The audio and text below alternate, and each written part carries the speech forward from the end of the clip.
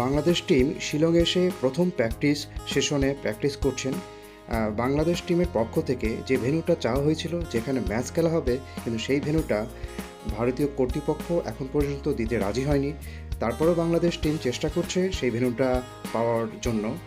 সেখানে যদি প্র্যাকটিস করতে পারে তাহলে ম্যাচের একটা ভালো সুবিধা তারা পাবেন। এখানে আসার পর যেটা দেখা গেল, ভারতীয় সংবাদ মাধ্যমগুলোর হামজা চৌধুরীকে নিয়ে তাদের যে আলাদা আগ্রহ আছে, এটা তাদের যে ছবি, তাদের প্র্যাকটিস সেশনের ভিডিও, এরা দেখে বেশ ভালোই বোঝা যাচ্ছে। ম্যাক্সিমাম সংবাদ মাধ্যম এবং যে কর্মীরা তারা বলছেন এমন প্লেয়ার এখন পর্যন্ত এই মহাদেশে খেলতে দেখা যায়নি।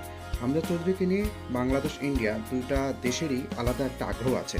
এখন দেখা যাক হামজা চৌধুরী আমাদের সেই আশা পূরণ করতে পারেন কিনা এবং বাংলাদেশ এই টুর্নামেন্টে সেরা হয়ে এশিয়া কাপে যেতে পারেন কিনা। আমরা আশা করছি ইন্ডিয়াকে হারিয়ে বাংলাদেশ শুভ সূচনা করবে। আমরা সবাই বাংলাদেশ টিমের জন্য দোয়া করি।